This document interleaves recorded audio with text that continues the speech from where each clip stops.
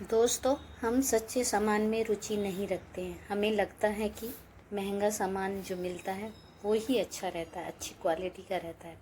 इसलिए गार्डनिंग में हम महंगे से महंगा प्रोडक्ट खरीदने के लिए मजबूर हो जाते हैं, जबकि उसमें भी बेहतर सामग्री आसानी से मिलती है। बस थोड़ी सी खोजबीन की ज़रूरत होती है। ऐसा ही एक आसानी से मिलने वाला है राइस हस्क, यानी धान की भूसी, जिसे राइस होल भी कहा जाता है। प्लांट के बारे में, इसके बारे में बेनिफिट जानकर आप हैरान रह जाओगे। मैं पिछले 3 सालों से राइस हस्क का इस्तेमाल कर रही हूँ और इसी अनुभव के साथ ये वीडियो आपके साथ शेयर कर रही हूँ। अगर ये वीडियो आपने एंड तक देख लिया तो मेरा विश्वास है गार्डनिंग में आप अन्य सामान के बजाय आप केवल राइस हस्क का ज़्यादा इस्तेमाल करेंगे। उम्मीद है आपका गार्डन हरा भरा और रंग बिरंगे होंगे, फूलों से भरा होगा। एक बार फिर से मैं आपका अपने चैनल में स्वागत करती हूँ। दोस्तों, राइस हस्क को एक सस्ती चीज़ समझकर नज़रअंदाज करने की गलती ना करें। कंटेनर गार्डनिंग के लिए परलाइट, वर्मिकुलाइट, पीट मोस, कोकोपीट, इन सभी में से राइस हस्क सबसे बेनिफिशियल है। ये कई तरह से प्लांट के लिए फ़ायदेमंद होती है। राइस हस्क इस्तेमाल कर मिट्टी बहुत पोरस हो जाती है, जिसे उसमें ड्रेनेज और वाटर होल्डिंग कैपेसिटी बढ़ जाती है। ये काफ़ी लाइट वेट होती है। ये मिट्टी को सख्त नहीं होने देती है, जिससे प्लांट की रूट एसिडिटी डेवलपमेंट होती है और प्लांट बेहतर तरीके से न्यूट्रिएंट ऑब्जर्व कर पाते हैं। राइस हस्क हमारे प्लांट के लिए बहुत अच्छा पॉटिंग मिक्स सामग्री है, लेकिन कच्चे राइस हस्क में बहुत सारे स्टेम या टूर यानी छोटे छोटे डंक होते हैं, जो हमारे प्लांट के लिए इन्फेक्शन पैदा कर सकते हैं। खासकर कैक्टस, सुकुलेंट्स जैसे प्लांट इसकी वजह से रूट रॉट हो जाते हैं और ये हमारी बॉडी में लगने से बहुत खुजली होती है। राइस हस्क को सही प्रोसेस करने में राइस हस्क के स्टेम या डंक निकल जाते हैं, तब ये पूरी तरीके से पॉटिंग मिक्स में इस्तेमाल करने लायक बनते हैं। आज मैं इस वीडियो में राइस हस्क के आसान तरीके से इस्तेमाल करने के कई तरीके बताने वाली हूँ, लेकिन पहले थोड़ी सी जानकारी राइस हस्क की आपको होनी चाहिए, ताकि आप लोग और बेहतर तरीके से इसे इस्तेमाल कर सकें। राइस हस्क राइस मिल का बाय प्रोडक्ट है। ये चावल की दानों को कठोर सुरक्षा करने वाली जो परत होती है, एक वो हस्क बढ़ते मौसम में दौरान काफ़ी हार्ड होते हैं, जो कीटों से अनाज की रक्षा करते हैं, लेकिन हस्क को खाने या निगलने से कठिन होता है और इसी रिच फाइबर कंपोनेंट की वजह से मनुष्य के लिए हानिकारक होता है। इसीलिए इसे मिलिंग प्रक्रिया के द्वारा इसे अलग किया जाता है, तब यह राइस हस्क के रूप में हमें मिलते हैं। राइस हस्क का इस्तेमाल हमारे यहाँ बहुत कम हो रहा है। कुछ साल पहले तक तो राइस को बड़े पैमाने पर एक जगह इकट्ठा करके जला दिया करते थे। आजकल फिर भी इंडस्ट्रियल लेवल में थोड़ा इसे इस्तेमाल करने लगे हैं। राइस हस्क को गार्डनिंग में कई तरह से इस्तेमाल कर सकते हैं। ज़्यादातर गार्डनर को इसके बेनिफिट्स और न्यूट्रिशन वैल्यू के बारे में पता ही नहीं है, इसीलिए लोग इसके बजाय परलाइट, वर्मिकुलाइट जैसी महंगी विदेशी सामान इस्तेमाल करते आए हैं। पहले कच्चा जो राइस के छिलके होते थे उनके बारे में बात करते हैं। इसके कई पोषक तत्व होते हैं जो मिट्टी के स्वास्थ्य को बेहतर बनाते हैं और पौधे की वृद्धि में सहायता करते हैं। राइस हस्क में calcium, magnesium, potassium, sodium, zinc, iron, selenium, cobalt, manganese, copper और फास्फोरस होते हैं। इसके अलावा विटामिन ए, सी, डी, ई, के एंड बी कॉम्प्लेक्स होते हैं। चावल की भूसी में लगभग cellulose 50%, lignin 25 to 30%, silica 15 to 20%, moisture 10 to 15%। Rice husk का खेती और गार्डनिंग में कई उपयोग है। इसका इस्तेमाल वेजिटेबल्स, फ्रूट्स, फ्लावरिंग और डेकोरेटिव प्लांट के पॉटिंग मिक्स बेस्ट मटेरियल के रूप में किया जाता है। यह पॉटिंग मिक्स के स्ट्रक्चर, एरिएशन, वाटर एरिएशन और ड्रेनेज में सुधार करते हैं।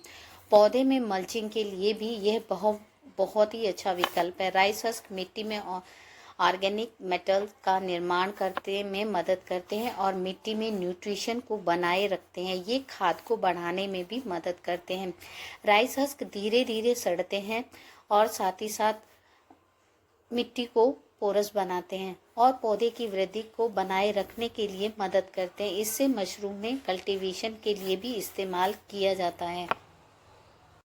साथ ही साथ पॉट के ड्रेनेज होल को कवर करने के लिए भी इस्तेमाल करें ताकि पॉट हल्का रहे। राइस हस्क की उपस्थिति पौधे को लंबे समय तक नमी की कमी नहीं होने देगा। कच्चे हस्क को इस्तेमाल करने के लिए मैं 2 तरीके इस्तेमाल करती हूँ। पहला इसे 1 हफ्ते दिन तक पानी में भिगोकर रख देती हूँ। इसके बाद धूप में अच्छे से सुखाकर 3 से 4 महीने तक रख देती हूँ। दूसरा तरीका ये है, किसी भी कंटेनर में पानी डालकर 3 से 4 महीने तक रख देना चाहिए। ऐसा करने से राइस हस्क के स्टिंग या टूर यानी छोटे छोटे डंक निकल जाते हैं और यह एक बेहतर मीडिया बन जाता है जिससे प्लांट को हानि पहुंचाने वाला कोई तत्व नहीं बचता। पहले तरीके से राइस हस्क फ्रेश जैसा रहता है और स्टेरलाइज हो जाता है। दूसरे तरीके से हाफ डिकम्पोज्ड हो जाता है। अगर आपको अपने प्लांट में फ्रेश इस्तेमाल करना है तो पहले तरीके से इस्तेमाल करें। हाफ डिकम्पोज्ड इस्तेमाल करना है तो दूसरे तरीके से तैयार करें। दोस्तों, मैंने ज़्यादातर पहला तरीका इस्तेमाल करते देखा है। मैंने ऐसा भी किया लेकिन कुछ प्लांट्स इन्फेक्टेड हो गए। पहले राइस हस्क को स्टेरलाइज कर लेती हूँ, तब इसकी ज़रूरत होती है तब इसका मैं इस्तेमाल कर लेती हूँ।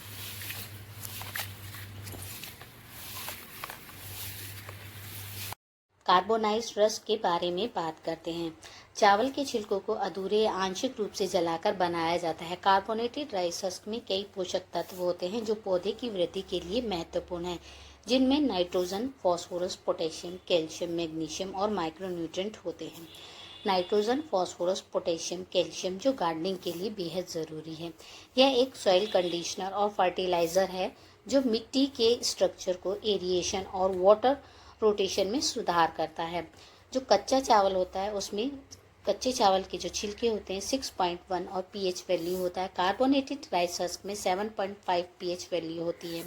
यह एसिडिक सॉइल के पीएच को बढ़ाती है जिसमें न्यूट्रिएंट्स अधिक उपलब्ध होते हैं, जिसमें पौधे की ग्रोथ और नाइट्रोजन एब्जॉर्बेशन में सुधार होता है। कार्बोनेटेड राइस हस्क अन्य ऑर्गेनिक जो संशोधन होते हैं उनकी तुलना में मिट्टी के लंबे समय तक बनाए रखता है, जिसमें लंबे समय तक लाभ मिलता है। यह अपनी ढीली संरचना के कारण मिट्टी को पोरस बनाता है। यह डेंसिटी, वाटर होल्डिंग कैपेसिटी तथा एरिएशन को बढ़ाकर सॉइल स्ट्रक्चर में सुधार करता है। इससे अच्छे बैक्टीरिया होते हैं और यह माइक्रो ऑर्गेनिज्म के लिए घर के रूप में काम करता है। कार्बोनेटेड राइस हस्क को सुक्यूलेंट्स, कैक्टस, अडेनियम के पॉटिंग मिक्स में इस्तेमाल करने से बेहतर रिजल्ट मिलता है। सीड प्रोपोगेशन में भी आप इसका इस्तेमाल कर सकते हैं, बहुत अच्छा रिजल्ट मिलता है। पॉटिंग मीडिया बहुत अच्छे से तैयार होता है। सीड सोइंग के लिए भी कोकोपीट की जगह इसे इस्तेमाल करने में ज़्यादा अच्छा रिजल्ट मिलता है। इसे कुछ लोग कंडों के साथ जलाकर या फिर लकड़ी या थोड़ी थोड़ी दूरी पर आग लगाकर जलाने की कोशिश करते हैं, लेकिन मुझसे ये नहीं हो पाता था। कई बार मैंने कोशिश की, कहीं पर ज़्यादा जल जाता था तो कहीं पर पूरा जल जाता था और कभी कभी तो बिल्कुल राख हो जाता था। ऐसा करने पर मुझे ये इस्तेमाल करने लायक नहीं मिलता था।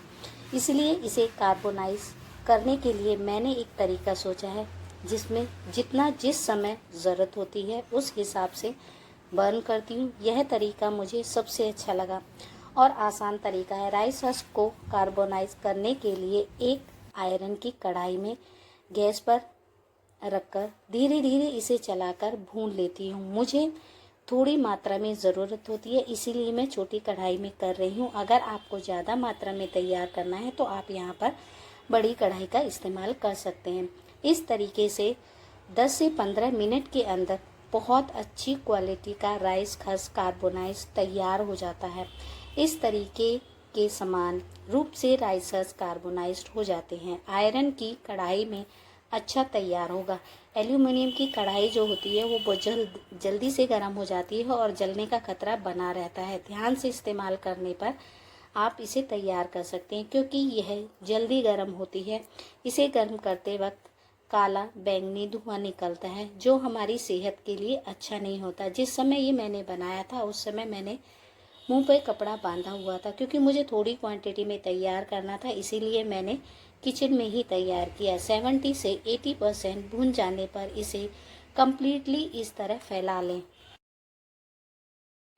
ज़्यादा मात्रा में है तो आप इसे ऊपर नीचे कर जल्दी ठंडा कर लें, वरना ये आग पकड़ सकता है। कम्प्लीटली ठंडा होने पर मैं अपने प्लांट की मिट्टी में इस्तेमाल करती हूँ। राइस हस्क को भूनने में थोड़ा तेल और फैट निकलता है, जो डायरेक्टली बर्न करने से जल जाते हैं। इसमें आप देख सकते हैं जो भुनने के समय निकले, ये तरीका बहुत अच्छा है। डायरेक्टली बर्न करने से कई न्यूट्रिएंट भी जलकर राख हो जाते हैं, इसलिए आप लोग भी भूनकर राइस हस्क को तैयार करें। डायरेक्ट जलाने से ये तरीका अच्छा है, इसे भूनते वक्त इसके स्टिंग्स और डंक भी जलकर ख़त्म हो जाते हैं, इसीलिए आप लोग भी भूनकर राइस हस्क को तैयार करें। ऐसा करना डायरेक्ट जलाने से अच्छा है। दोस्तों, न्यूट्रिएंट के अलावा कार्बोनाइट राइस हस्क इस्तेमाल करने से सॉइल में एक स्टैंडर्ड कलर भी आता है। हम प्लांट्स को ब्यूटीफुल दिखने के लिए लगाते हैं, इसीलिए सुंदर दिखना भी ज़रूरी है। आप लोग राइस हस्क को आवश्यकतानुसार अन्य सामग्री के साथ 10 to 20% इस्तेमाल करके पॉटिंग मिक्स बनाया करें। हर तरह के प्लांट को मीडियम में आप लोग इसका उपयोग कर सकते हैं। इसे यूज़ करने से मिट्टी एकदम भुरभुरी बन जाती है। यह बहुत धीरे धीरे डिकम्पोज्ड होते हैं। डिकम्पोज्ड होने के बाद ये मिट्टी को और भी अच्छा बना देता है। अगर आपने अभी तक इस चीज़ का इस्तेमाल नहीं किया है तो एक बार ज़रूर इस्तेमाल करके देखिए। इसके जैसा बेनिफिट आपको और किसी प्रोडक्ट से नहीं मिलेगा। दोस्तों, आप इसे लार्ज क्वांटिटी में स्टोर करके रख सकते हैं। ज़रूरत पड़ने पर जितनी मात्रा में सॉइल मीडिया आपको तैयार करना है उसके साथ तैयार कर सकते हैं। इसे आप लंबे समय तक स्टोर करके रख लें। ज़रूरत पड़ने पर जितनी मात्रा में सॉइल मीडिया आपको तैयार करना है तैयार कर सकते हैं। कार्बोनाइज्ड होने पर राइस हस्क एक पावरफुल प्रोडक्ट है। गार्डनिंग के लिए ये बहुत अच्छा ऑप्शन है। इस तरीके से कार्बोनाइज्ड होने पर पूरे तरीके से यूज़फुल होता है। कई महीनों तक का इंतज़ार करने के बजाय ये तरीका मुझे सबसे अच्छा लगा। बनाया, ठंडा किया और साथ ही साथ हर तरह की पॉटिंग मिक्स में प्लांट के लिए फ़ायदेमंद है। प्राइस की बात करें तो मात्र 10 से 15 रुपए में आपको एक कट्टा भर के राइस हस्क मिल जाएगा। इसके कई फ़ायदे हैं। मिट्टी कम लगती है। हैंगिंग प्लांटर में तो बहुत ही बेस्ट है। कुछ लोग पॉट को फिल करने के लिए थर्माकोल के टुकड़े, मूंगफली की छिलके, कूलर की घास इस्तेमाल करते हैं, और हल्का इतना कि आप एक हाथ से उठाकर ले आएंगे। आप इनमें से कौन सा तरीका अपनाते हैं, कौन सा बेस्ट लगा, मुझे कमेंट बॉक्स में ज़रूर बताएं। मिलते हैं नेक्स्ट वीडियो में फिर किसी नई जानकारी के साथ। तब तक के लिए bye bye and happy gardening.